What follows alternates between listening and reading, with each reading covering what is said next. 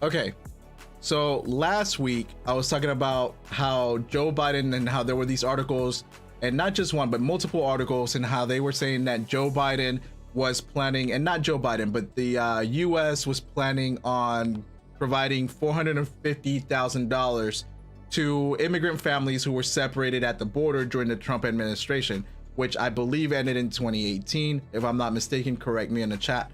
But more information has come out ever since then, because supposedly Joe Biden is saying that that is not true, that is not going to happen, that he never said it was going to happen, and that is something that was propagated by the Republicans in order to smear him, basically. And that's what he said so far.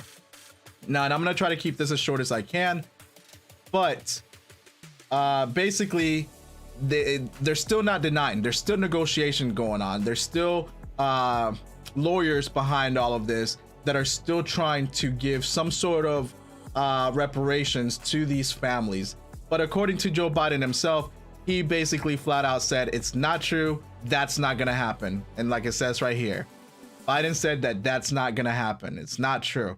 And this was something that was reported, I believe, by multiple newscasts. So it wasn't just like one particular news article that's completely right-winged and only for Republicans, and that was used to smear them, because I actually ended up reading that through multiple news sources, including the New York Times and including I think the Wall Street Journal. I don't know. The Wall Street Journal is kind of iffy for me. So are they right-winged? Are they left-wing? Are they centrist? Let me know in the comments. I don't really know. Sometimes they have articles that go completely left. Sometimes they have articles that go completely right.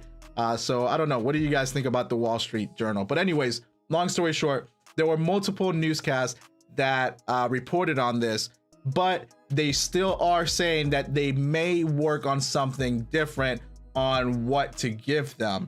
And there's still lawyers, but there may be some sort of compensation. They're just not sure what that compensation is at this time.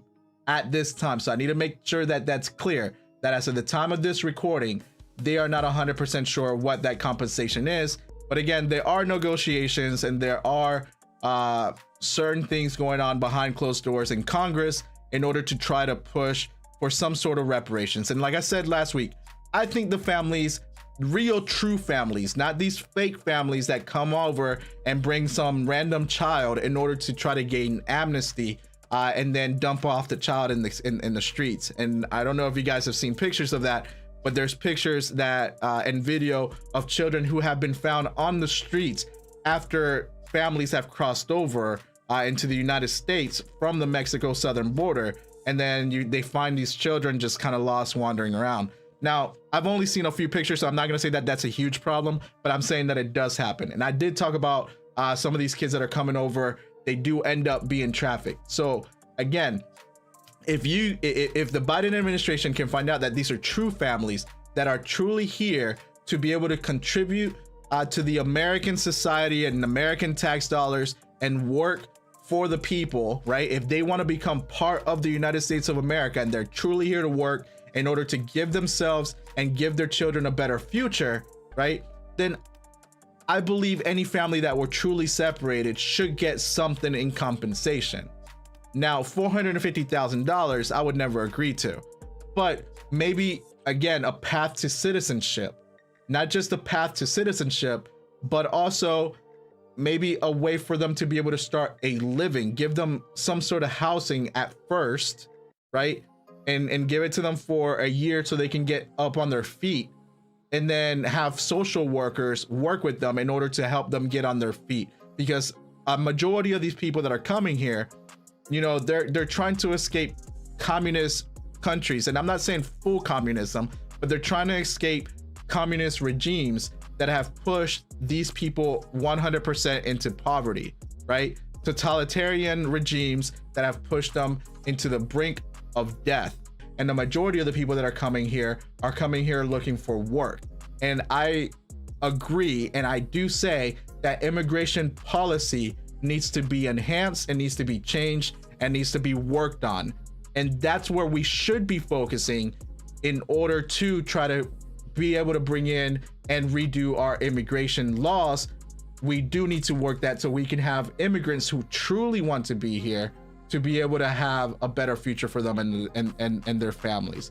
And I also said last week that the only thing that the Biden administration does right now is basically give them the ability to be able to work here for 3 years.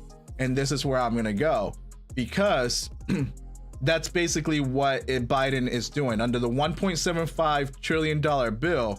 It's basically giving a path of work to these to the illegal immigrant families that have come in. And I need to make sure that I say that correctly, right? I shouldn't say just immigrants. I need to make sure that we know that it's illegal immigrants, because that's what it is. There's plenty of immigrants here, but the ones that have come over illegally. And this doesn't just apply to the southern border, to the southern border, but this applies to anybody who has came here illegally.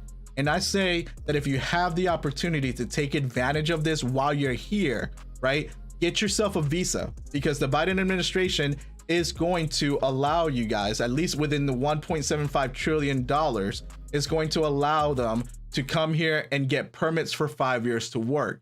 And hopefully, right, with that contributes to our tax dollars. Maybe. I mean, there's a lot to go into that, and I'm not going to go that deep tonight. But there's a lot that they can do to contribute to our economy, not just contribute to our economy, give their kids a better future while they're here, give them housing while they're here, right? And they'll be able to become better members of our society, and hopefully become actual American citizens in the future. And hopefully it goes in that direction. But again, only to the ones who were truly separated families. The ones that were truly separated families are the ones that need to be given these opportunities. Not all these other ones that claim to have came here with children but dumped them off at the border and went their way. Those need to go back. Those are the ones that should not be here. Those are the ones that just need to do that. Just wipe your hands clean with them and send them back. But the ones that truly want to be here, let's give them a way to citizenship. That's what I want.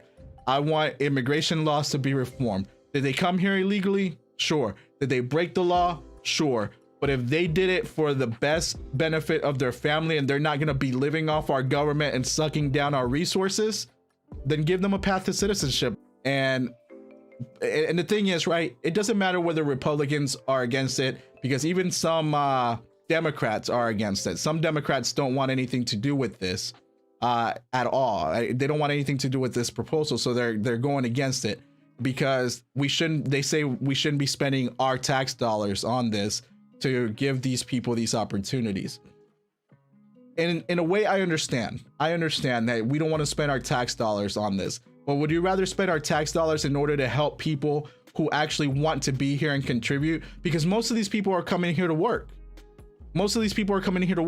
We right now have people living in the United States of America that don't want to go to work. There's companies that are giving Apple Watches. There's companies that are paying $15, $20, $30 an hour in order to try to get people in the door, giving them incentives like 401k and giving them, bonuses and extra paid leave just to be able to get people in the door. And people don't want to go work. You understand what I'm saying? And I'm gonna say it again. We also need to take care of our Americans first. We need to take care of our vets first. We need to make sure that we're giving housing to the homelessness, because that's what I said last time as well. So I want to make sure that that's cleared and that's said. So make sure that we take care of those people as well.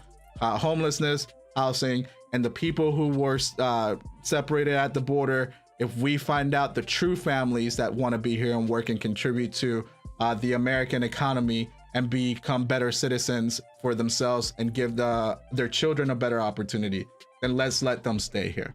Let's let them stay here and give them a path to citizenship. But again, we need to work on immigration law, because our immigration law is in the tank right now. And we need to figure out a better way to allow these people to not have to go through the hardships that they go through, to allow the ones that truly deserve to be here, the ones that are truly escaping the regimes of their countries, to have a better life with their families. Those are the ones that we need to allow to come in and allow them to work, since Americans don't want to work right now. And I shouldn't say all Americans. I'm just saying there's plenty of jobs out there, and yet people aren't working. And if these people want to work, don't complain later on when you can't find a job because it went to an immigrant who did want to work. But let me know in the comments. If you enjoyed this video, don't forget to subscribe to the channel and give it a thumbs up. Also, leave your comments below. If you want to chat about any of these topics or any others, consider joining my live stream during my 1-hour pre-gaming news recap.